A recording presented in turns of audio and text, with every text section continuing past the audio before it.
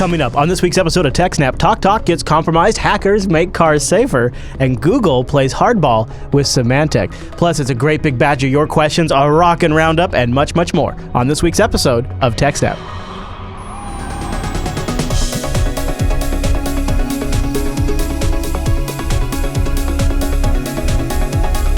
Hi, everyone, and welcome to TechSNAP. This is episode 238 of Jupiter Broadcasting's weekly Systems Network and Administration podcast. We stream this episode live on October 29th, 2015. This episode is brought to you by our three fine sponsors, DigitalOcean, Ting, and IX Systems. I'll tell you more about those great sponsors as this here show goes on. Oh, and let me tell you about Scale Engine. That's where our live stream comes from. You got to go check it out over at scaleengine.com. It's pretty neat. My name is Chris, and joining us every single week is our host, the admin, the tech, and the teacher, Mr. Alan Jude. Hey there, Alan. Hey, Chris, everybody. Thanks for watching. Alan, it is a big day for us here at the TechSNAP show because we're getting ready for some travels, and it is a fall day, episode 238. Last shooting we're doing in October. It's big. It all comes together, Alan. It all comes together. It's almost like the TalkTalk hack happened just to give us some great content this week. Well, it happened kind of during the show last week. Yeah. So that's where we're going to start this week. We have a ton of great stuff to get into. So let's start with TalkTalk, which is a real head smacker. I had some folks in Tech Talk jump in from the Mumble Room who were former customers at TalkTalk and weren't so happy. So what happened, Alan? Okay, so TalkTalk, which is a silly name for a British phone and broadband provider that has more than 4 million customers, disclosed on Friday that intruders had hacked into the website and may have stolen personal and financial data. Sources close to the investigation say that the company has also received a ransom demand for approximately 80,000 British pounds, which is about 125,000 US, with the attacker threatening to publish the TalkTalk customer data unless they were paid that amount in bitcoins. Did they ever confirm that guy that was asking for the ransom was actually the attacker? I don't know if they ever confirmed that. Yes. So in a statement on their website, TalkTalk said a criminal investigation was launched by the Metropolitan Police's cyber crime unit following a significant and sustained cyber attack on their website. So as part of the ransom demand, they were given a sample of the data from their own database as proof that the bad guys had it. Okay. Yeah. But I'll get into why that doesn't necessarily mean anything in a minute. Okay. But the way they described that significant and sustained cyber attack on our website, depending how you read that, that sounds more like a denial of service attack. But, you could use those same words to also describe, a persistent compromise where, you broke into the website and had access for a long time, right? Yeah. Because that's also a sustained cyber attack. Right. Even though you're maybe not even doing anything new, if you still have access, it's sustained. Right. I mean, if it's a flaw that you just keep exploiting over and over again, that's sustained. Yeah. Or if you just had compromised an account or made an account for yourself or whatever, then yeah. So the wording there, well, at first read sounds more like, it's a denial of service attack and they keep attacking. It's more likely that they broke in once and just left the door open, which is, a different definition of the word sustained cyber attack. Yeah, or there's a window open they just kept coming through over and over again. Yes. Possibly compromised information includes customers' names, addresses, date of birth, phone number, email address, all their TalkTalk account information, credit card details, or bank details for people that had the automatic debit and so on. They say, we are continuing to work with leading cybercrime specialists and the Metropolitan Police to establish exactly what happened and to what extent any information was accessed. So from that, we can surmise that they have no way of telling how much data was taken and are hoping that forensic analysis after the fact will give them some idea. So obviously they didn't have good audit controls in place to see when this data was accessed. Right. A source close to the investigation who spoke with Krebs on condition of anonymity said the hacker group demanded the 80,000 pounds, provided TalkTalk with copies of the tables from their user database as evidence of the breach. The database in question appears related to at least 400,000 people who have recently undergone credit checks for new service with the company. So that suggests maybe even more data about the customer is available. Yeah, because for a credit check, then you're talking the equivalent of your would it be social security number in the States? Yeah, right. Yes. So, it's, and your income and your addresses and and like bank accounts, credit cards, you could have all kinds of stuff. Yeah, it's a lot more stuff. Money you owe people, all kinds of stuff. An interesting attack that I just thought of now for that is if you get people's credit reports like that, you could call them about any loans or outstanding money they have and be like, a fake creditor, and Ooh, have devious. them pay you for they owe somebody money, and you pretend to be that person, get them to pay you the money, and then they're like, oh, I paid that off. It's like, no, you didn't. What are you talking about? Because it could be months before they figure out that they got duped there, right? Yeah, that'd be devious for sure. Yeah, that's a horrible thing. I don't know why I think of these things. If we just had more TalkTalk motivation, we'd be rich, Alan. We'd be rich. TalkTalk statement, or less scruples.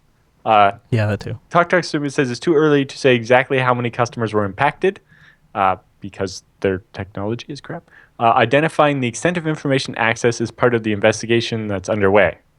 So it appears that multiple hackers have since claimed responsibility for the hack, including one that the BBC describes as a Russian Islamist group. All sources say there's absolutely no evidence to support any of the other claims. Right, so the people that are doing the ransom have proved that they have the data, but a bunch of other people say that they did the hack. The interesting thing is that with the way things are today, lots of people will try to take credit for the attack. Mm-hmm. And that's why the group demanding the ransom provided a sample of the data as proof that they actually had it. Of course, the real attacker could have just posted the data on an underground forum somewhere, and you could get multiple people all trying to get a ransom, all with real copies of the data. And that also means that even if you paid the ransom, somebody else could have the data already. There's multiple copies then. Yeah. Or even if only one person had the data, you pay them the ransom, it doesn't mean they're not going to post it publicly or privately anyway. That's true. Or sell it. Because after I get the ransom payment, why wouldn't I also sell it to the criminals at the same time? Mm-hmm. There's just no reason not to. Yeah, I've already proven I'm a bad guy. It's a no-win. Yeah. Don't pay the ransoms. It's silly. Separately, promises to post stolen data have appeared on Alphabay, which is a deep web black market that specializes in selling stolen goods and illicit drugs. The posting was made by someone with the nickname Quirvasawyer or good something. one. I don't know how you pronounce that. Quirvasawyer. I don't know. Yeah. This member, whose signature describes him as a level 6 fraud and drug seller, appears to be an active participant in the Alphabay market with many vouchers from happy customers who've turned to him for illegal drugs and stolen credit cards, among other goods and services. It seems likely that the user is not bluffing, at least about posting some subset of TalkTalk customer data. According to a discussion thread on Reddit dedicated to explaining Alphabay's new level system, an Alphabay seller who has reached the status of level 6 has successfully consummated at least 500 sales worth a total of at least $75,000 and achieved a 90% positive feedback rating or better from those customers. Wow. That's a sophisticated That's a better rating system than eBay. That's what I was just thinking.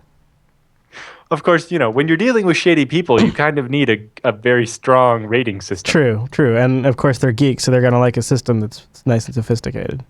Yeah. Because if you're out there selling stolen credit cards, there's nothing stopping you from gaming the system and upping your own rating and so on. Right. Yeah, that's a very good point. I have to watch out for that. But lots of additional coverage here from other websites because it's kind of a big story that had the CEO of TalkTalk made a bunch of statements that were pretty funny. So The Independent had the first coverage of it that would link to me during last week's episode. Then Ars Technica had coverage about TalkTalk being hit by a cyber attack. And then the Registrar had a quote from the CEO where TalkTalk said, "Our cybersecurity is head and shoulders above all of our competitors." Oh boy. There's also Ars has a quote of her saying that they were not legally required to encrypt the data.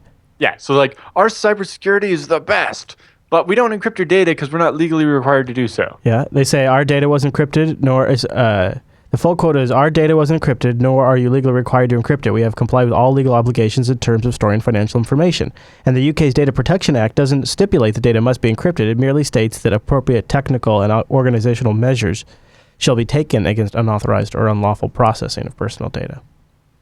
Which seems like they failed. Like that description in the law is vague enough that you could pass or fail based on your way you read it. I've been told that it was like a SQL injection, and that was essentially it. That was the big compromise, a SQL injection. And there was an arrest made, a boy, 15 years old, in Northern Ireland, in connection with the hack. I don't know. I haven't been able to find out what exactly the charge is, but Yeah, so it's not clear whether they think he was the person that did it or what. yeah, the significant sustained cyber attack. Yeah, but yeah, it sounds like Mm-hmm. He used that GitHub repo we talked about last week, where it's an app with one of every vulnerability. Yeah. Learned how SQL injections worked, and then used it against their website. Yeah. And being 15 years old, managed to compromise it and make them look like idiots. Yeah, that's just the thing, isn't it? And then you can put labels on it like sustained sophisticated cyber attack. And she called this, a lot of times the CEO, her response, by the way, too, in a lot of the news coverage, and she just used this line over and over again, it's not really our fault. Cyber attacks are the issue of our time. And then she would rattle off the number of cyber attacks that have happened this year. And so, it's nothing we can really do about it. This is the problem of our time, cyber. Mm-hmm. I was like, okay. I much rather like the one I saw on Twitter. I'll have to find it later. I think it was the Grug was saying, if the attack that's used against you is on the list of like the top 10 types of attack, like SQL injection, yeah, you're not allowed to call it sophisticated. Right. Exactly. It's entirely predictable. It's not sophisticated. A 15-year-old can do it with no resources. We're not talking about a nation state. Yeah, it's malpractice on their part. And then to say, well, it's the plague of our time. It's the problem of our time. Oh, yeah. It's more like the lack of effort by companies like yours is the problem of our time. Exactly. All right, Alan, any other thoughts on that story? Yes. So there's a video from the TalkTalk CEO at the bottom, and they talk about how, it'd be really hard for them to steal money out of your bank account using this information if they even actually have it. And it's probably not going to happen. But if your money does get stolen out of your account. Is this the video here with the I could play a second. This is kind of ridiculous looking. Since Wednesday's cyber attack on our website, we've been working to keep you informed and working with Metropolitan Police and cybersecurity experts What's she doing with her to hand? understand what happened. Investigations so far show that sensitive financial information, i.e. credit and debit card numbers, were protected. Bank account numbers and sort codes, as you would find printed on a cheque, may have been accessed. But without more information, criminals can't use these to take money from your bank account. Even then, the chances are very small indeed. In the unlikely event that money is stolen from a customer's bank account as a direct result of the cyber attack, rather than as a result of any information given out by the customer, how could you prove that? Then as a gesture of goodwill, we will, on a case-by-case basis, waive termination fees. Wow. We won't charge you extra to cancel your account. So if you got breached because of... Wow. If you got breached because of the information, and they didn't have to get any extra information from you. So if you get phished because of this attack, that's on you. Holy cow. That is really something. Yeah. It's like, I don't know how she sat there and said all that with a straight face. Yeah, and it's almost so But perfect. also, she's like, they didn't get enough information to possibly steal money from your account. But in the unlikely situation that I'm completely making this up, I mean, it'd be really, really hard for them to do. And she's sitting in a white room with a white jacket on. Like, the whole thing is it's almost surreal. Sterile. It's surreal almost. I just can't believe it. Lots of extra coverage in the show notes that Alan has linked us to. I would just, what? That is really. I got somebody in the mail from Experian, which I meant to open before the show, but I didn't. I'm pretty sure I know what it is. I'm pretty sure I know. It's about that breach that was related to T-Mobile customers. All right, Alan. Well, speaking of mobile, let me tell you about my solution to an ongoing problem. Ting. Ting is really mobile that makes sense, and I want you to go over there and just take a look. They have a savings calculator you could try out. Here's why I say it's mobile that makes sense. You just pay for what you use. There's no contract, and because there's no contract, no early termination fee. $6 for the phone line. Then it's your usage on top of that. Think about why that works so much better if you want to get a tablet that has data and a phone that has data. You have a couple of devices. Instead of having to get contracts and make sure you have X amount of minutes and data for each device that you have to pay into, you just pay for what you actually use. And if you don't use the device that much, then you just paid $6 for the line. Or you can even turn it off with Ting's incredible dashboard. So go to techsnap.ting.com. That'll give us credit and give you the savings. Techsnap.ting.com. Take $25 off a device. All these devices are yours. You own them outright. They're unlocked. You can put them on the Ting network, and they give you the tools to stay in control with a really great dashboard. No mysterious line items on your bill. Powerful online control panel makes all of this stuff really straightforward, really easy to manage. It is so much better than any other cell network out there. And one of the things I really like about Ting is they have super passionate support. And these devices, they have a great range. Starting with just the SIM card, you can just pop a SIM card for GSM or CDMA because they have both networks. If you have something that takes a SIM card, you pop it and you're good to go. They also have some really, really great feature phones. If you just want something to make calls and has great battery life with no contract and you only pay for what you use, look at all these devices. They have 1, 2, 3, 4, 5, 6. Wow, you can even get an iPhone for under $100. They have 7 devices, 8 devices, including the HTC Desire 510 Blue. 9 devices. Wow, they have 9 devices under $100 with no contract, no early termination fee. The Moto G and the Moto E.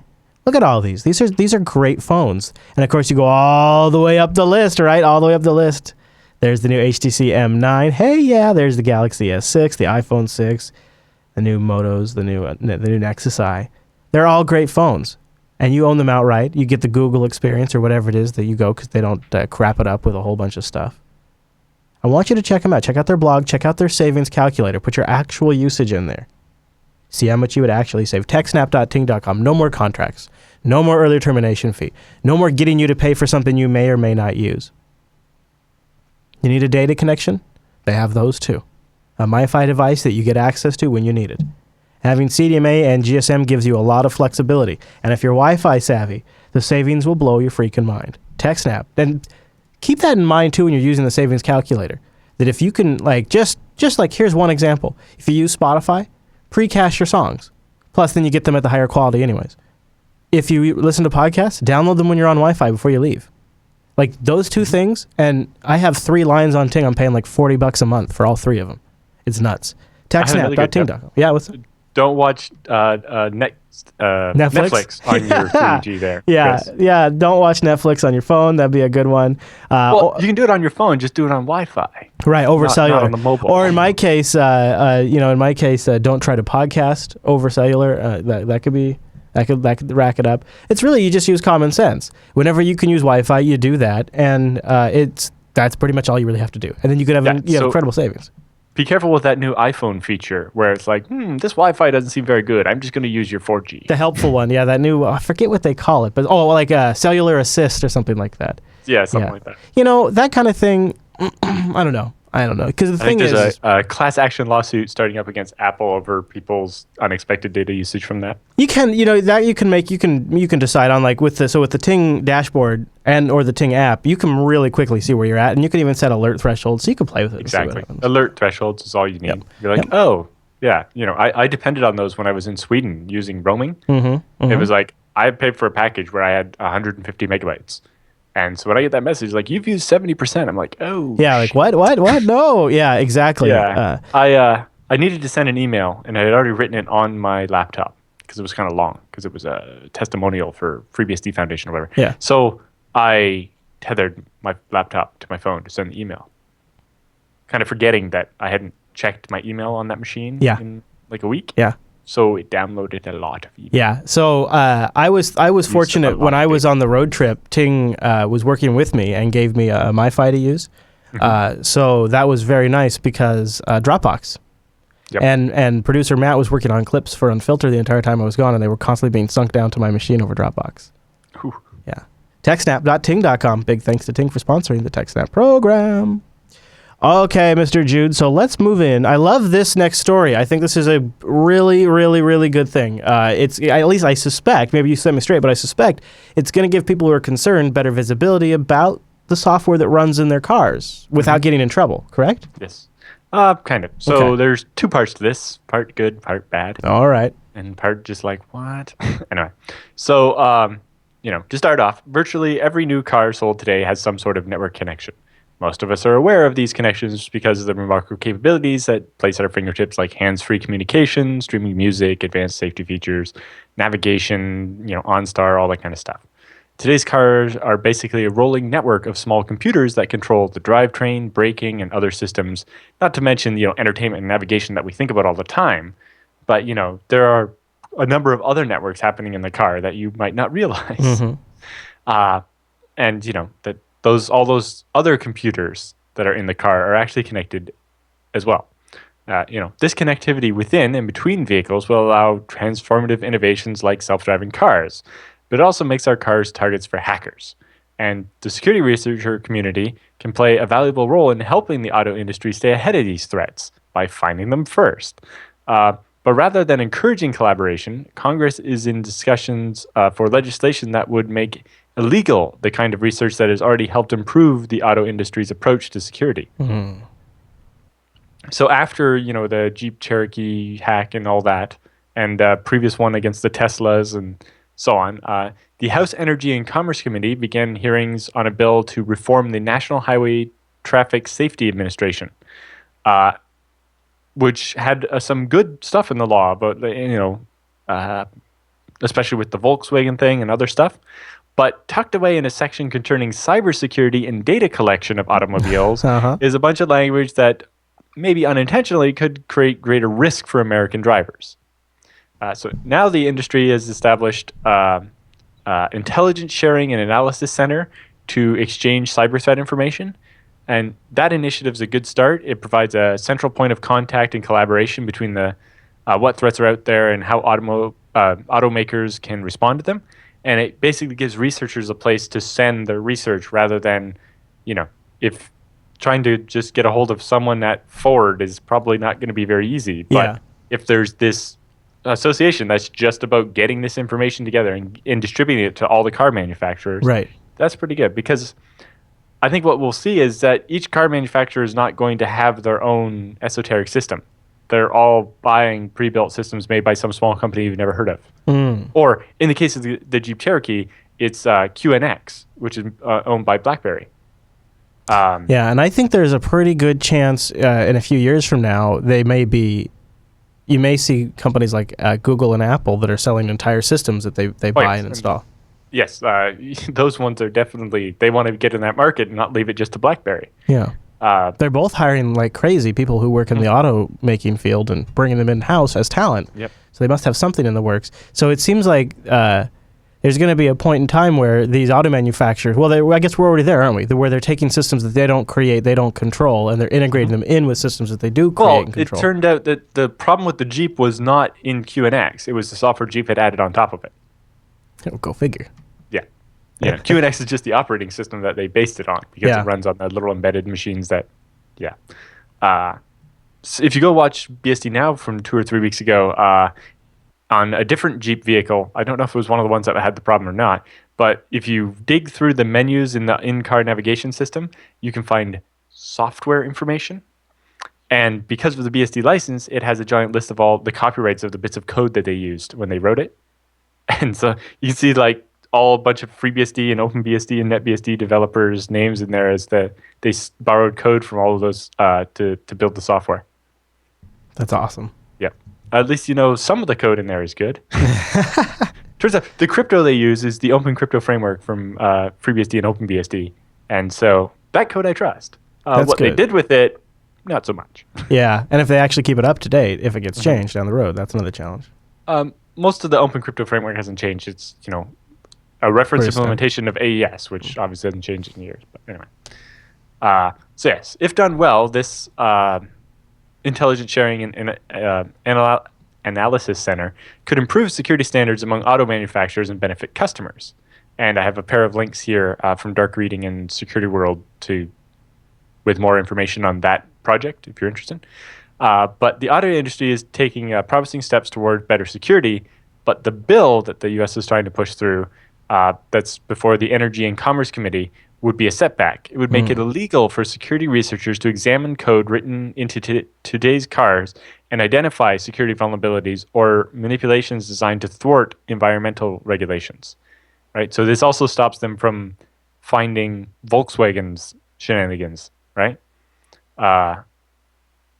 This will make our cars more vulnerable by discouraging responsible research and chilling innovation in car security at a critical time. Moreover, tying the hands of white hat researchers who will do nothing to prevent bad actors from finding the same vulnerabilities, right? So the law just stops the good guys, not the bad guys. So the auto industry would be much better served by following the lead of the information technology industry, which has developed ways of working with responsible security researchers instead of against them, right? So bug bounties with terms that say, you have to tell us about it and you can't publish your research for this long until we got to fix out and you have to follow these set of procedures. But if you do, we'll pay you, uh, you know, is a much better way to deal with finding security bugs in cars than trying to make it Yeah. illegal to Oh, for reverse sure. engineer the software in the car. Well, and to me, doesn't it seem like the car, and essentially just based on how it's built, is kind of always been a bit of an open platform? You could always kind of take it apart and see how it was put together and find a flaw.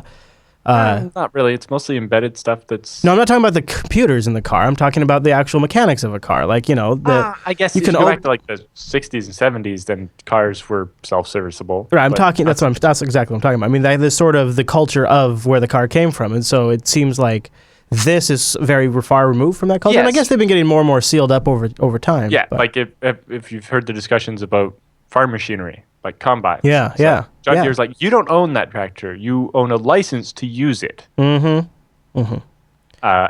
cars are going that way, and I think we need to reverse that and have this stuff. So Yeah. they say for years, technology companies fought a losing battle on security by threatening hackers, and now many firms have established bug bounty programs and conferences where researchers are invited to find and report flaws in programs and products.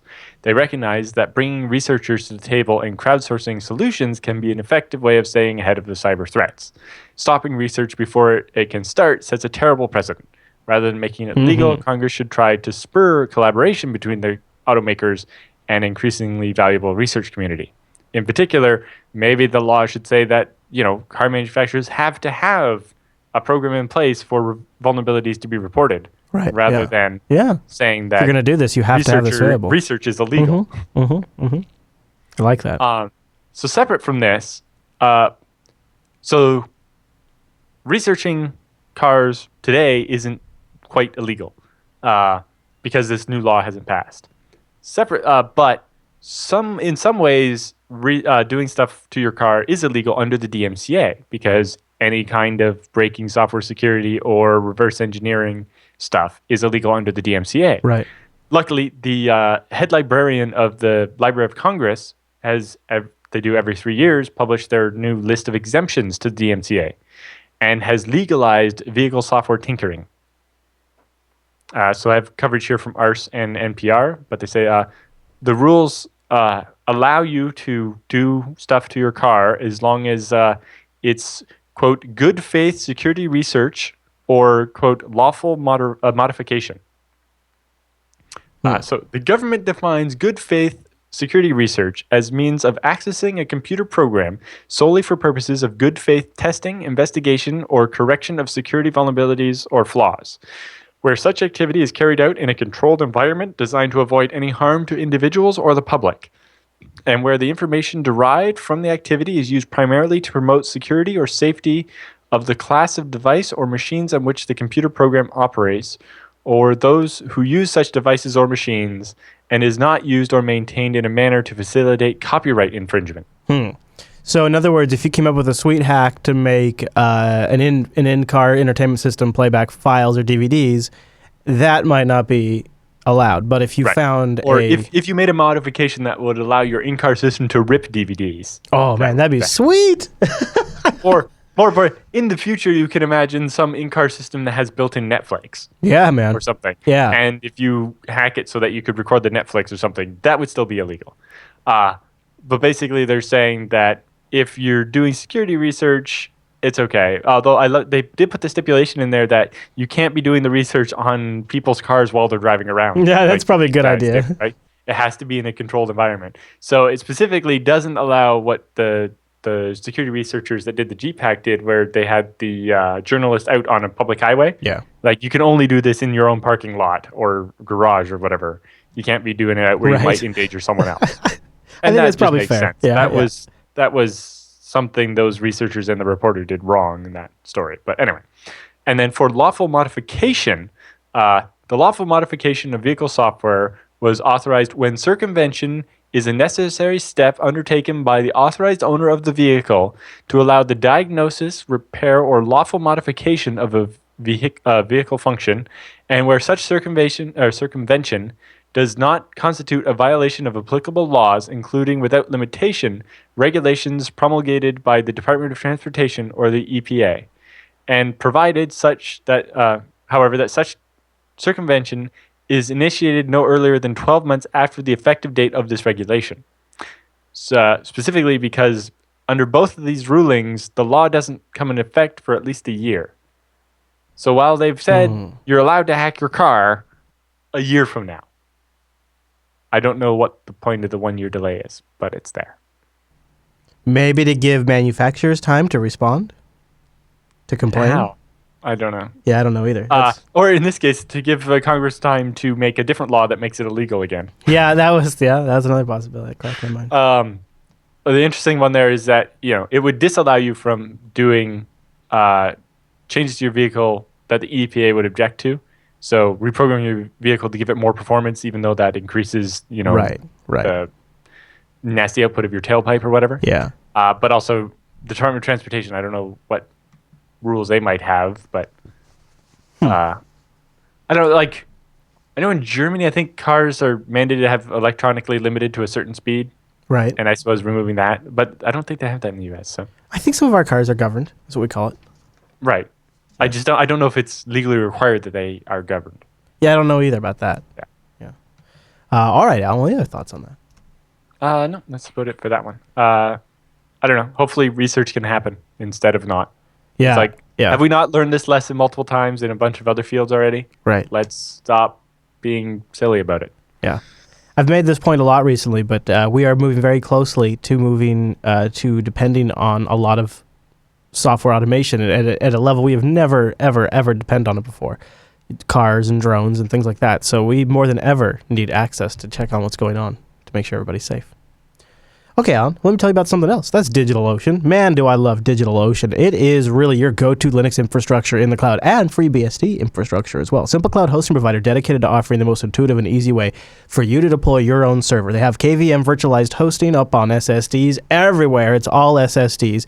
And you can go from a complete system ready to go with an entire stack of software or a bare bones installation and build it up as you need it. Say you want to work with containers or you want to work with one-click deployments of something like GitLab. All of that whole range is available over at DigitalOcean, and you can get started in less than 55 seconds. Pricing plans start only $5 a month for 512 megabytes of RAM, a 20 gigabyte SSD, 1 CPU, and a terabyte of transfer.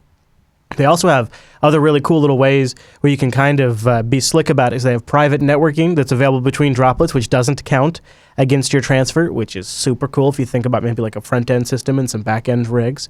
They have a really great way, to set all this up with a DigitalOcean interface. It's very slick, very straightforward, but yet very powerful. They managed to strike that balance between a great GUI, yet not one of those where they have to turn down the power user features and really kind of water it down. They've managed to really strike the balance. I appreciate that. And then they put it even another notch up there with their straightforward API. And there's a lot of good stuff built around that API, or you can go build your own and snap it in with your own existing management infrastructure.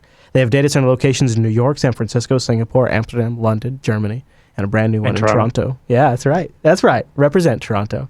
Yep. DigitalOcean is like proud of it too, Alan. They're like, yeah, we got one in Toronto now in the Great Northwest, or Great Northeast, I guess. Yep. DigitalOcean.com. Great White North. Yeah, that's what they called it. I was trying to remember what they called it.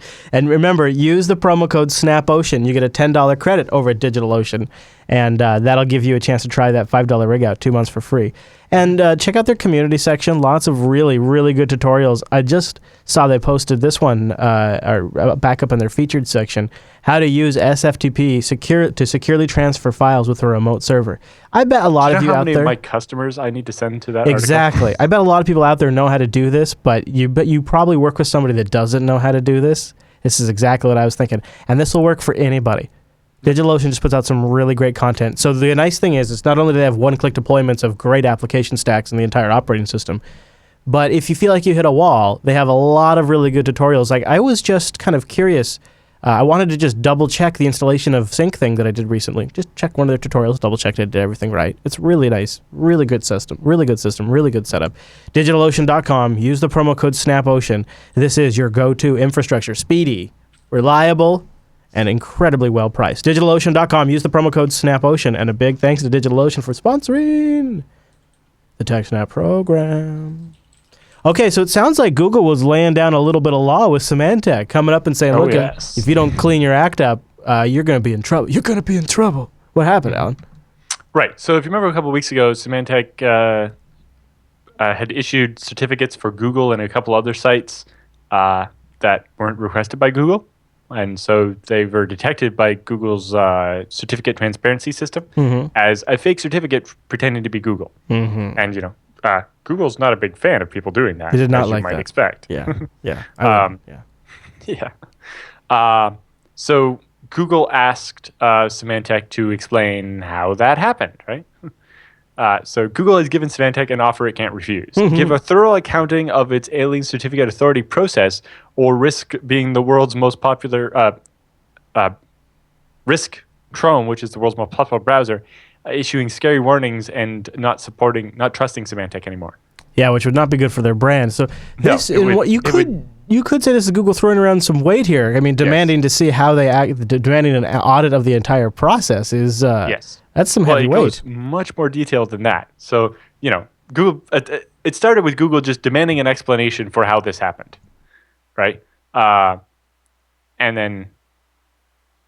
So the ultimatum was made after 5 weeks after Symantec fired a bunch of people over it because they were caught issuing unauthorized TLS certificates. So it turns out it seems that Symantec employees were doing this for their own gain or something. Who knows? Symantec wasn't being very clear about exactly what happened. But the misused certificates made it possible for people who held those certificates to impersonate HTTPS-protected Google web pages and so on. So following our notification to Symantec about the problem, Symantec published a report in response to our inquiry and disclosed that there were 23 test certificates that had been issued without the domain owner's knowledge, covering 5 different organizations, including Google and Opera. That's pretty bad. However, Google were still able to find several more questionable certificates using only the certificate transparency logs and a few minutes of work. Right, so with the infrastructure Google has, they were able to detect a bunch of certificates that Symantec hadn't put in the report, right? And so we shared these results with other root store operators on October 6th to allow them to independently assess and verify that research to make sure Google had made a mistake because they only spent a couple minutes on it. So it seems like Symantec was trying to downplay the incident and gloss over the failings that they had had. I was like, it was only 23. They were test certificates. It's, we fired the people that did it. It's everything's okay now. But after Google was like, well, we found a bunch more. What's going on here? Symantec performed another audit, and on October 12th, announced that they had found an additional 164 certificates for 76 different domains that had been misissued. And worse, had found 2,458 certificates issued for domains that aren't even registered. Oh, what? Yeah. How does that even happen, Alan? Well, I'm guessing they were set up for domains that would be registered as part of a malware attack or something. So they were entirely clear. Yeah. Although some of them could have also been internal stuff, like .lan and all the stuff people use for the Windows Active Directory and stuff. But it's not clear. The misissued certificates represented a potentially critical threat to virtually the entire internet population because it made it possible for the holders to cryptographically impersonate the affected sites and monitor communications sent to and from the legitimate servers. This brings up serious questions about the management and oversight of the Symantec Certificate Authority. They got into this business by buying it from VeriSign, which had a good name for doing it, and now they've just been half-assing it by the sound of it. that name. Wow. It's obviously concerning that a CA would have such a long-running issue that they would not be able to assess its scope after being alerted about it and conducting an audit, right? So Google told Symantec, hey, fishy stuff going on. Symantec does an audit, only finds a couple of these. And only after Google's like, no, there's much more going on here, that they do a second audit, and we found actually there's a whole bunch more. Right? It's like, that's not acceptable. You're a security company. Like, what the hell? So Therefore, Google are firstly going to require that as of June 1st, 2016, all certificates issued by Symantec itself will be required to support certificate transparency. So they'll have to announce the certificates to Google. Yeah. In this case, logging of non-extended verification certificates would have provided significantly greater insight into the problem and may have allowed the problem to be detected much sooner. After this date, certificates newly issued by Symantec that do not conform to the Chromium certificate transparency policy may result in interstitials or other problems when used in Google products. So you'll get a big scary warning if you try to access a Symantec site that doesn't have the certificate transparency stuff after June 1st, 2016. More immediately, we are requesting that Symantec that they further update their public incident report with a post-mortem analysis that details why they did not detect the additional certificates that Google found. Yeah. Why they're doing their own job better. Yeah. Why their audit, which obviously wasn't good enough, didn't find this stuff because it obviously wasn't good enough. Details of each of the failures to uphold the relevant baseline requirements and extended verification guidelines that they believe that the individual root cause of each of those failures. So they have to explain exactly what happened in public to everyone. Separately, we are also requesting that Symantec provide us with a detailed set of steps that they will take to correct and prevent each of the identified failures, as well as a timeline of when they expect to complete such work. Because Symantec may consider this latter information to be confidential, we are not requiring that this be made public. Following the implementation of those corrective steps, we expect Symantec to undergo a point-in-time readiness assessment and a third-party security audit. And that third-party security audit will establish the conformance of Symantec with each of the following standards: the Web Trust Principles and criteria for certificate authorities. The same for SSL baseline and network security, and also the Web Trust Principles and criteria of certificate authorities for extended validation SSL. So all the things that certificate authorities are supposed to promise to do to get trusted by Google and Mozilla and Microsoft and Opera, they want a third-party audit and proving that Symantec is actually meeting all those standards now. Damn, Googs. The third-party security audit must assess the veracity of Symantec's claim that at no time did private keys get exposed to Symantec employees by the tools they were using. That Symantec employees could not use a tool in question to obtain certificates for which the employee controlled the private key. And that Symantec's audit logging mechanism is reasonably protected from modification, deletion, or tampering as described by Section 5.4.4 of the CPS. We may take further actions as additional information becomes available to us. So Google is tired of getting screwed around by certificate authorities, and they're going to smack them down. Yeah, this is no joke. This is no joke. Yeah. What do you think, Alan? Is Google overreaching? Google is like, we will bankrupt you if you do not smarten up. I think somebody had to do it. Yeah. And Google happens to have slightly more clout than Mozilla. Yeah, and they not only do they have the resources to kind of call them out on it like that, like they have the people to look into all of this, but they have huge market now with the Chrome browser too. So if you start, and this is not supposed to be Google's business. You know, the certificate authorities are supposed to be doing this themselves. The browser forum shouldn't have to be trying to force this on the certificate authorities, but they are. Yeah, and it's a good point. It's good to see Google using its muscle to make the CA industry smarten up and fly right. I agree. Whoa, you froze on me. Your picture, I can still hear you, but your picture froze on me. I noticed that. Well, Alan, I will, you know what I'll do is I'll take a second here and I'll tell you about IX Systems. And maybe what I'll do is I'll stop and start the call while we do that. Okay. So I want everybody to go over to ixsystems.com/TechSNAP and check out the hello, geez, sorry about the beep. Oh, wow, Alan, you're fast. You are fast on the trigger.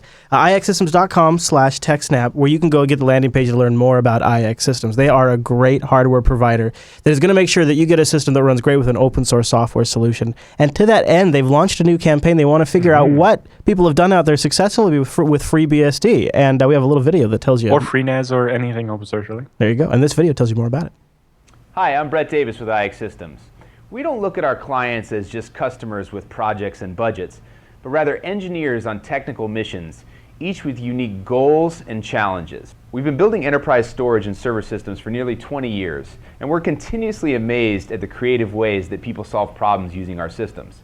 Nearly every day we see someone doing something brilliant with one of our technologies, be it FreeBSD, FreeNAS, TrueNAS, PCBSD, or OpenZFS.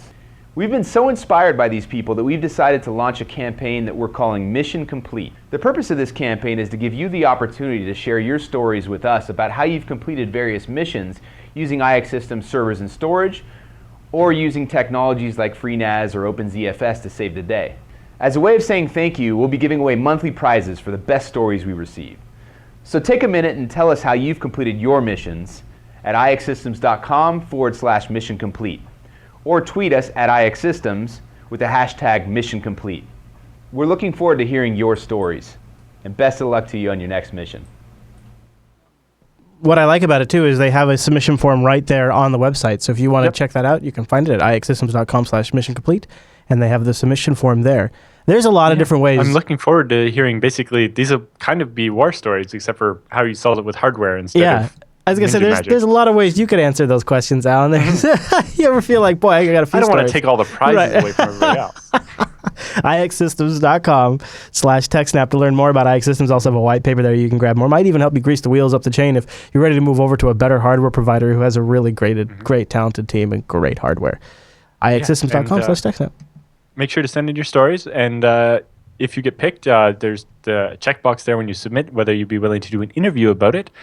So you might end up on a podcast or something, and also or on their website. But text versions of the stories will be included in the FreeBSD journal. Cool, very cool. And possibly a few other publications. So check them out. That could be IX Even lights. ixsystems.com/mission complete, or you could just do hashtag mission complete on Twitter with the story. Yeah, but I think your 140 characters isn't going to be able to tell as good a story. No, probably not. Alan, I want to also give a mention that you had somebody on BSD Now this week from IX Systems. Speaking of IX Systems, there was a 113, lucky 113. Yes, we talked about what's coming up in FreeNAS 10 and all the cool stuff there. But mostly we talked about NextBSD, which is importing a bunch of open source technology from Apple back into FreeBSD, including LaunchD, which is a more well-designed alternative to something like systemd. And a bunch of other cool technologies that are going on there. And it was a nice long interview. I think the whole episode there is 2 hours and 19 minutes. We were like, wow. We even cut the roundup out and moved it to the next week's episode just to try to shorten it. It's too much show. Yeah, there was a lot, but it was very good.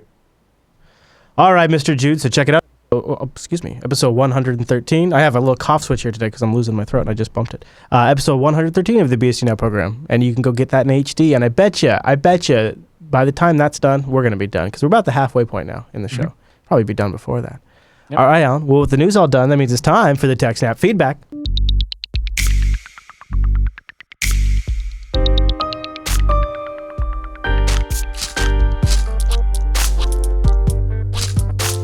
Thanks for sending your emails to TechSNAP@JupiterBroadcasting.com or pop in that contact link at the top of the Jupiter Broadcasting website, or like a ninja, starting a thread in our subreddit, TechSNAP.reddit.com. So Riley writes in with our first email today, and it's about setting up a file server on Debian. It says, hello, I was hoping that someone might know what to use for a file server that is based on Debian, maybe something like Samba Sifs. Just so you know, I have 1 terabyte backup hard drive on ButterFS and a backup hard drive on Extended 4, just because, I'm kind of poor anyway. I want to mount the ButterFS backup drive on my Debian systems and connect the system over my LAN and expose the hard drive over it, then use as if it were connected to any of the client computers. I'm guessing this is sort of how a NAS works.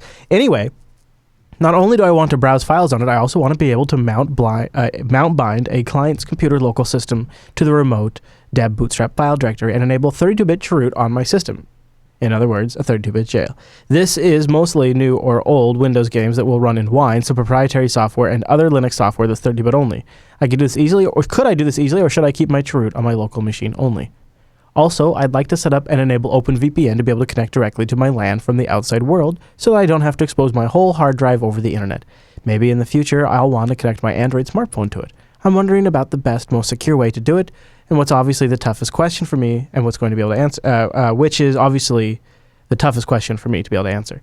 I have zero experience setting up OpenVPN or Samba, but I guess I can read through the man pages over and over again. Thanks for any help.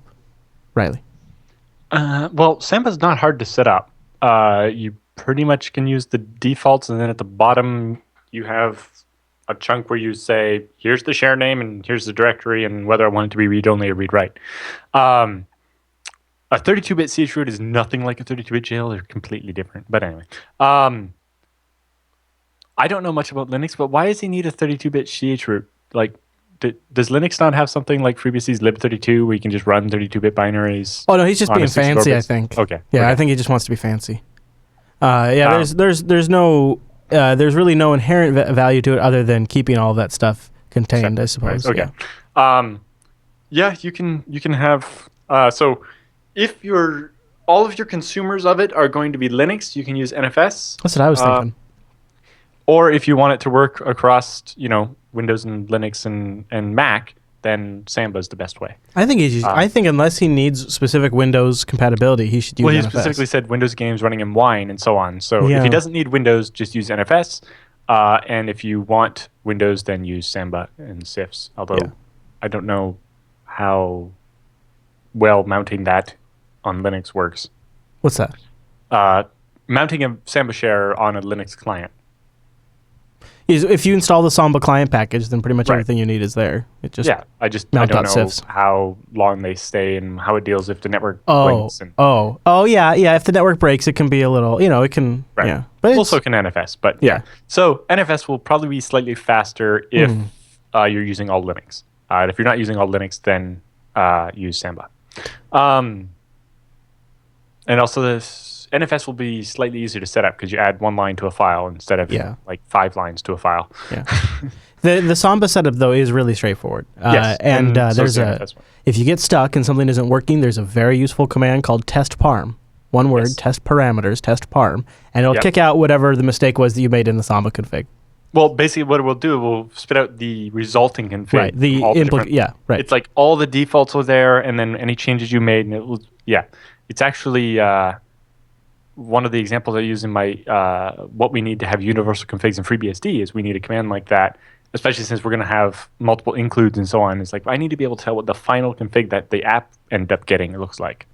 Yeah, it can be a bit of if you're coming at it from a Windows 10 or Windows 8 client machine, there's sometimes some issues with signing and things. If you can use NFS, it's going to be a lot easier. Yeah. Somebody in the chat room said they had terrible luck with Samba and Windows. I'm currently running this Windows computer that I'm doing the podcast from.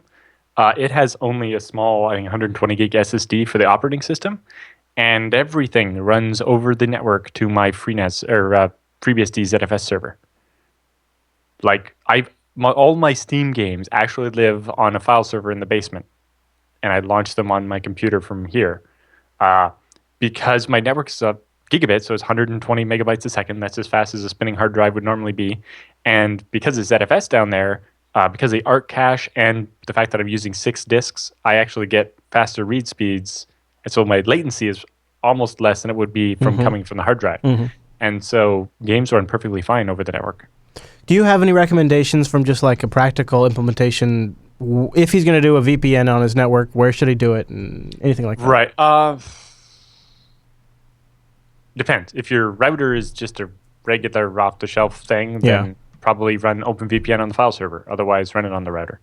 Or wherever you want the thing to have access to. But on the file server should be fine. You can set up OpenVPN and then access it from there. And then you will have to tell Samba to listen on the interface that you create for the VPN. I think by default, it doesn't listen on any interfaces. So you have to tell it, this is the one that, this is my LAN. I want to allow people access the files over it. And that's the internet. Don't let the internet access my files, please. Right. And then also don't forget to look into the SMB password command. You'll have to enable the user you're going to connect remotely to use Samba and give them a Samba password. And yes, because Samba needs the plain text version of the password in order to generate the Windows hash of the password so that Windows will be able to authenticate it. Windows can't deal with a regular hash password that you have in Linux. So you end up with the real username, like the files end up getting owned by the Samba user that you specify for the share or whatever, or like, the login name of the person on the Windows machine. but the password can be different, which can be very confusing. But it's just a little detail that once somebody tells you that's what's happening, you're like, oh, right, okay. Yes, that's why I wanted to mention that. So you probably could run the 32-bit CH roots off of that. I don't know if you'd want to, but I don't know exactly why you're doing all the things you're doing. So the truth seems like a little excessive, but if you just want to experiment, it should work. I run all my Windows applications off my E drive, which is actually a ZFS share in my basement. Nice. Speaking of ZFS, maybe we can help out our longtime listener who says he loves the show. I have a ZFS question with a series of related sub-questions. After a zpool scrub, I run zpool status and the ck sum column, I'm assuming checksum column, I've got a number 6, and in brackets it says repairing. What does that mean? And what does extended repairing really mean? Or is repairing just copying blocks to a newer location? I've got 2 in the same column, but no repairing in brackets. What does that mean? Have I lost data? Right. So when it says 6 repairing, that means that you can see that he's got 3 sets of mirrors here. In the third mirror, one of the drives had a bunch of checksum errors and is currently repairing. So what it means is the block failed the checksum, and ZFS is copying that same block from the disk that's not broken and fixing it. And now I would expect that repairing thing to go away after a couple of minutes. And he cut off the top half of the zpool status, so it's hard to tell what's happening there. But by repairing, it means I'm using the redundancy I have to replace the block that had the bad checksum. But as you can see, he had 6 on the one drive and 2 on the other drive. And then at the top level, for the mirror itself, it shows 2. So that means there are actually 2 blocks where both hard drives failed the checksum. And there's no way to get the data back. So if you do zpool status -f, it will actually list which files were broken and how to solve those. Okay, good to know. Now, there's a couple more questions. He says, can I scrub a whole physical disk, not just the portion that's been written to?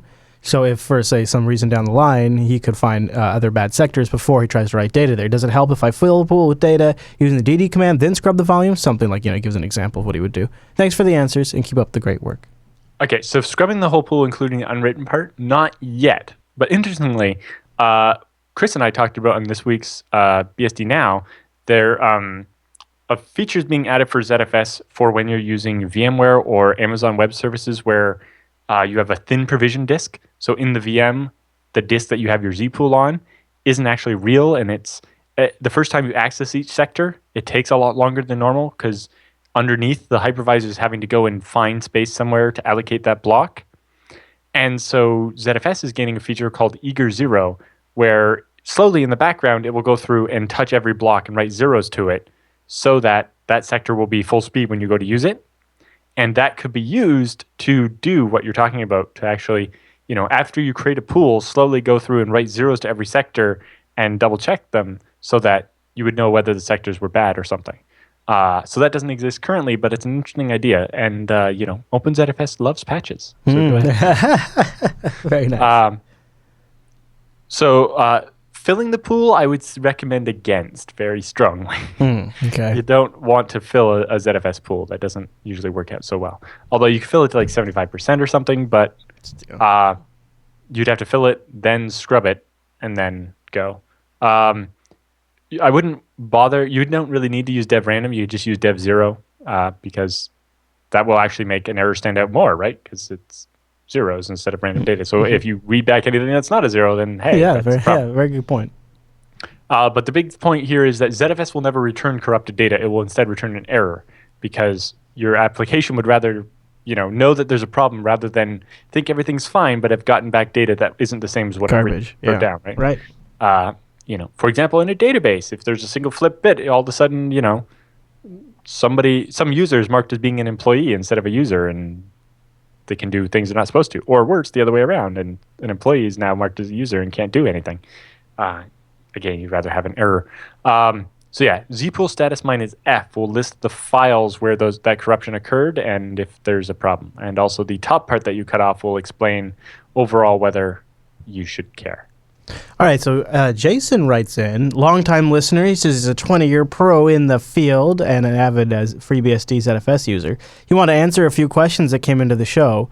Listener Corey wants an encrypted remote file system from last week's episode with no local copies. A few years ago, he says, I did nearly that with InkFS on Dropbox. Instead of InkFS, which isn't particularly secure now, I'd look at something like eCryptFS. Dropbox leaves local copies, which Corey doesn't want, so he'd use Bitcasa with caching disabled or WebDAV. Bitcasa, by the way, is one of the best kept secrets in cloud storage. A terabyte of offsite storage accessible on Mac, Windows, and Linux, but making up minimal space on the clients. Imagine Dropbox over NAS instead of rsync. Linux client is a bit flaky at this point, and they don't support the BSDs. But you could probably get it through Linux compatibility. But overall, it's great service, and I'm happy to pay $100 a year for it. With 1 terabyte of Dropbox, 1 terabyte of Dropbox box or G drive is nice. But you'd have to use a lot with selective sync, in which case you don't have access to all your data all the time, which is very true. That's where I'm at. Responding to my question about why the heck would you want a jailbreak? I've been asking that recently, as we start talking about all these vulnerabilities that affect the jailbroken phones. He says, I jailbreak almost every iDevice I own. The most compelling reasons, number one is Bash. He wants a full terminal access to the phone's OS and file system with all Unix goodies, even things like GNU Screen. Okay, all right. I'm down with that. Firewall IP, a powerful firewall, a lot like Little Snitch on OS 10. Well, that's pretty cool. Yeah, all iOS devices have PF, the BSD firewall built in. They import that from OpenBSD. That's pretty neat. I didn't know that. And MyWi, a tethering app which also does Wi-Fi to Wi-Fi sharing. Last time I was on vacation, the hotel only allowed 2 Wi-Fi devices on the room, so I used MyWi to hook up our laptops, iPads, Kindles, etc. I also tether to cell connections if your cell plan isn't supported, but the carriers can detect that. A different tethering app, PDANet, is supposed to hide your tethering from the carriers, but I haven't tried it, so I can't say for sure. He says, remember Heartbleed jailbreak store? The jailbreak store had a fix within 3 hours of the announcement. There's lots of other reasons, but I don't want to go without it. Thanks for reading and keep up the great shows, Jason. Cool. Nice to get some feedback for Corey there, too. And he says he's also a big fan of BSD Now and the TechSNAP program. So there you go. Very nice. Thank you, Jason, for the follow-ups. If you'd like to send your emails in, go over to jupiterbroadcasting.com/contact and choose TechSNAP from the drop-down and send it in, or techsnap@jupiterbroadcasting.com directly. And I will attempt to pronounce your name correctly if I can. I think I got Jason's right. Probably. You never know. All right, Alan, with the TechSNAP feedback all done, that means it's time for the TechSNAP Roundup.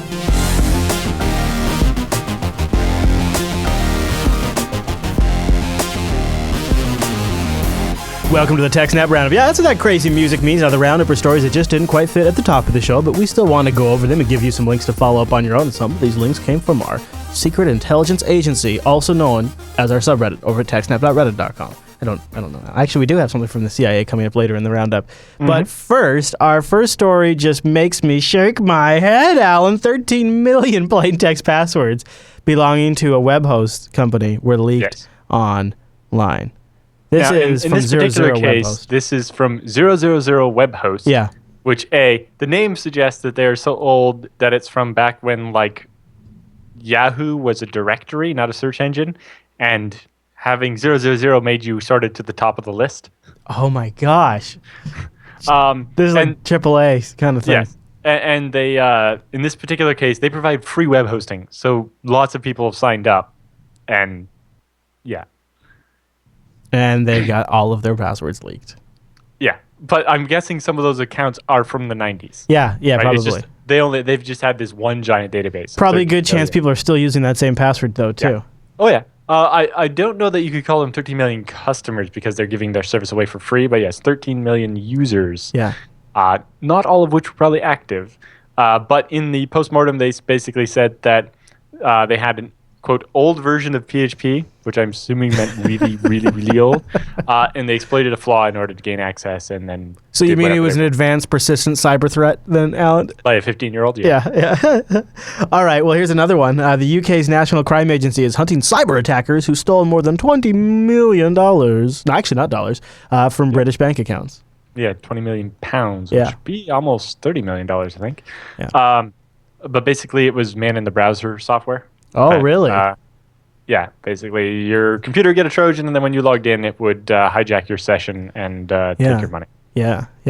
So they got the users to install the Trojan somehow. How did Dridex work? The Dridex Trojan infected the computer through a malicious Microsoft Office document. So you got emailed the document and opened it, and shame on you. Typically disguised as an invoice or emailed to the victim, and then the malware relied on tricking people into installing it onto their machine rather than exploiting some hole in the operating system or drive-by download or flash or something like that. So this one, wow.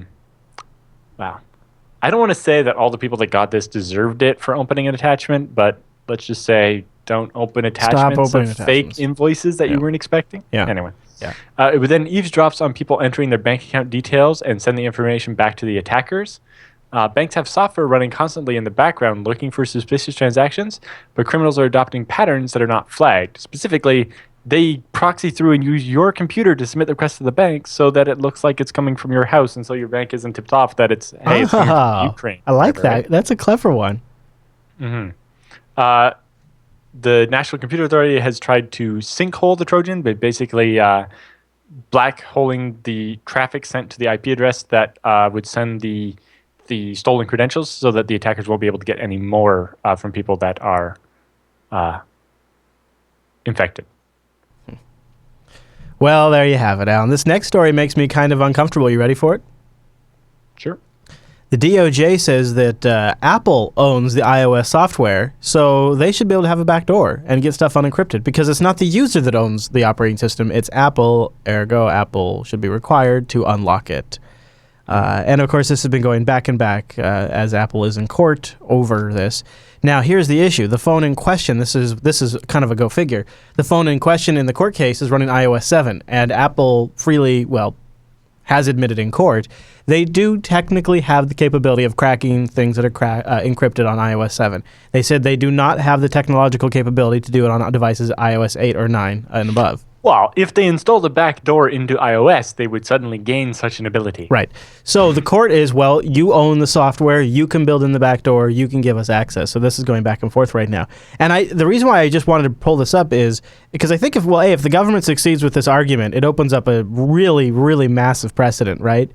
Because just about every piece of software out there that's on any mainstream software is licensed this way. So this is a massive precedent if they set this. That's why I kind of wanted to draw attention to it. There's not really much more to say than this because it's a slow, ongoing court process. Mm-hmm. But it could be nasty. All right, you ready to talk about IBM's Watson? Sure. The world's worst spam hosting ISP? I thought IBM. Where'd you see Watson? I thought this was about IBM Watson because there is a story about IBM Watson later. Okay. But, yeah. No, this is where. So there used to be this hosting company called The Planet. I remember. They were terrible. And they were also used by, Ustream. Is where they hosted their original servers for when live streaming was first a thing. And right. Anyway, so it was a place that rented servers cheaply, and it was full of botnets and attack software and spam and all the horrible things. Then it eventually got acquired by SoftLayer, which had a slightly better reputation, but still had the problem of they have automated instant deployment. So as soon as you pay them, they set up the server and give it to you. Which makes it really good for spamming because you set up a server on, say, Friday night, spam the hell out of it. By the time anybody comes into work at SoftLayer on Monday morning to shut you down, you've already sent all your spam and you can shut it down and you don't care. Plus, you paid for the server with a stolen credit card, so you're not even on the hook or being tracked or anything. Then SoftLayer got bought by IBM. And now, with all the acquisitions, IBM makes up a bunch of these hosting companies that are all on the top of the list for the worst offenders for spam. Okay. I love it. Yeah. And basically they're saying apparently what caused the spike, so SoftLayer have been getting better about it. Recognize the others. And then there was a big spike when they opened up a data center in Brazil and started allowing Brazilian customers, more of them. And basically in order to get more customers, they laxened the background checking and stuff that they normally do before they let you have an account. Like oftentimes when you sign up, you have to show pictures of the credit card and stuff like that to try to combat the stolen credit cards and so on. But they relaxed these requirements to try to build up more users, and it's kind of blowing up in their face. Mm-hmm. Surprise. It's basically the other problem they were having was customer would set up a machine, start spamming with it. The spam people would tell SoftLayer about it. SoftLayer would shut it down. That same person would then sign up again and get assigned a new block of IPs and do it again, and they get shut down. and then they sign up a third time, and they would get the original set of IP addresses again, because they would just get recycled, right? And so then it would look like SoftLayer hadn't actually ever shut them down in the first place, and so on like that. Alan, get your patches ready because Joomla users have a patch out. There is a bug that was made a SQL injection vulnerability a possibility, and on Thursday, the folks at Joomla released version 3.4.5. The vulnerability allowed attackers to execute malicious code on the servers using Joomla and was first introduced in version 3.2 in November of 2013. So Joomla is on an estimated 2.8 million websites. So since it's out there, that's kind of an important one. Because the vulnerability is found in the core module, it doesn't require any extensions. All websites that use Joomla version 3.2 and above are vulnerable to this. Yeah, SQL And injection. it could be used to take over the whole website. So the TechSNAP program recommends you patch your S. That's what we recommend. All right, so our next story in the roundup, the EFF says we found 100 plus license plate readers wide open on the internet. No kidding. No kidding. This is interesting. So this story was originally published by the EFF, and ours picked it up. And they say that earlier this year, the EFF learned that more than 100 ALPR cameras were exposed online, totally open web pages accessible by anyone with a browser.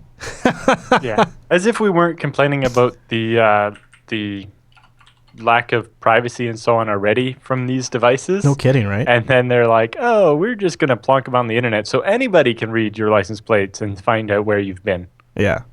Yeah, that is the worst. It's like putting like baby cameras on the only worse because it's... Yep. Yeah. All right. The Wall Street Journal's subscriber base may have a bit of a problem. This is according to Hacked.com. Boy, that's a hell of a domain name. The CEO of Dow Jones, the parent company of the Wall Street Journal, has released a statement confirming the company's subscriber database was the target of a hack. The credit card details and contact information of 3,500 subscribers. That's it? May have been compromised. Yeah, I wonder if it's just like people that have re-upped their subscription in a week or something. That cannot be Never the subscriber base incorporated. of the Wall Street Journal. Well, no, it's not the whole subscriber base, but it's just the ones that they think got compromised. Maybe they're downplaying the number just to make it less of a news, or it was something like it was only we only keep the credit card numbers unsecured or whatever for a week, or somebody broke in and set up a siphon and only got new credit cards as they were entered. Yeah, And then- payment card and then- information for fewer than 35 individuals who would have been accessed according to the statement. That's interesting. Huh. If you did not receive such a letter, we have no indication that your financial information was involved. Yeah, so it is just a subset. All right, Alan. Well, I think this is a first for the TechSNAP program. Our next story in the roundup comes from the CIA at cia.gov. Yes. So this is a declassified manual called the Simple Sabotage Field Manual. Nice. This is from back in World War II, where the CIA was called the OSS. But this is a field manual number 3, and it describes how to conduct sabotage against the enemy. This is great. This has got to be a fascinating read. Cooling systems, electric motors, boilers, like oil and lubrication. They got it all broken out here. Wow, this is great. Remove labels from cars needing to be repaired, put them in cars with good order. There's all kinds of things, all kinds of like little ways to do chaos. Batteries and oh my gosh, Alan, this is a good find.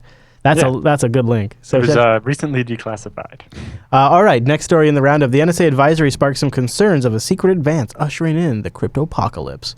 Well, wow, that's amazing. Once elliptic curve crypto was viewed as a savior, now the future looks doomed.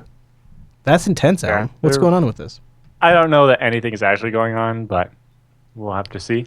Yeah. But basically, the NSA has put an advisory that, hey, we should start figuring something out for quantum computers because that might break all of our elliptic curve and RSA.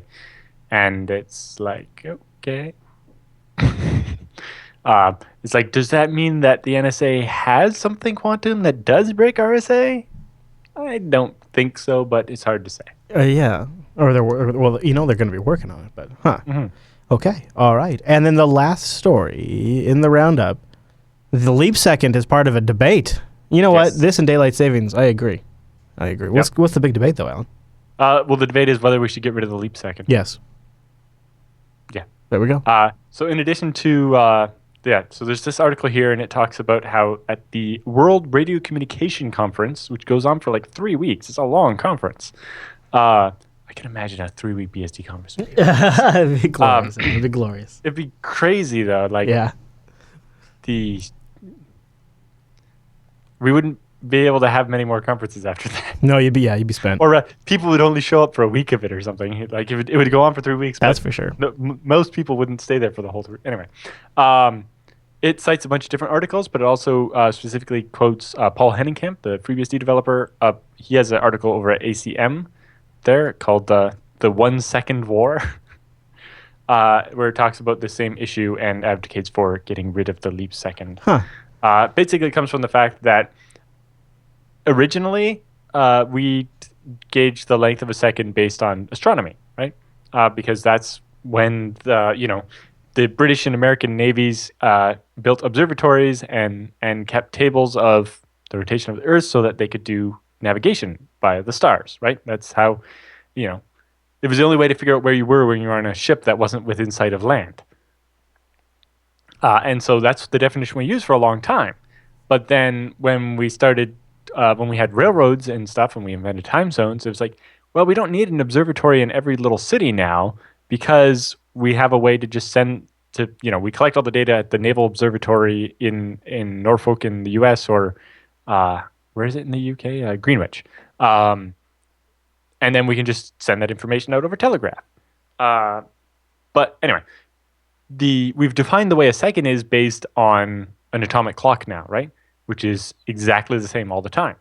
But the Earth's rotation isn't exactly the same. Right. Because friction from the moon on the oceans with gravity and stuff causes us to kind of speed up and slow down sometimes. So up to twice a year, we do these leap seconds where we cause a certain minute to either be 59 seconds or 61 seconds in order to get back in sync with what the planet's rotation is. And it's like, well, if we just stopped caring and used actual seconds for everything, 100 years from now, maybe it would add up to a minute. Yeah.